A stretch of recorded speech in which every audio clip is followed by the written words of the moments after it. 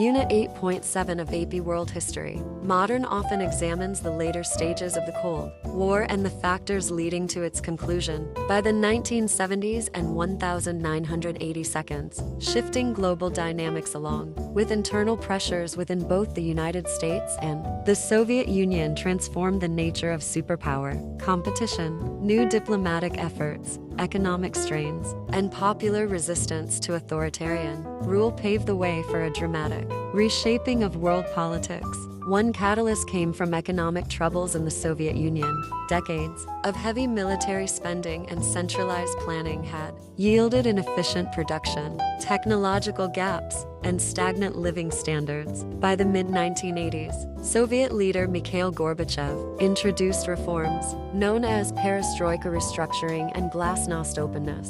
Perestroika aimed to decentralize parts of the economy and allow limited private enterprise, while glasnost encouraged public debate on social and political problems. These policies represented a break from strict authoritarian controls, though they also unleashed critiques that further weakened the Communist Party's grip on power. Meanwhile, Eastern European satellite states under Soviet influence were pushing back against rigid one-party rule. In Poland, the Solidarity labor movement had already emerged as a powerful force challenging the communist government. Hungary began cautiously reforming, while East Germans, emboldened by media reports and travel opportunities, demanded an end to restrictions. In 1989, a wave of largely peaceful uprisings toppled communist regimes in Poland, Hungary, East Germany, and elsewhere. The breaching of the Berlin Wall became a powerful symbol of the collapse of Soviet-backed authority in the Eastern Bloc. The United States,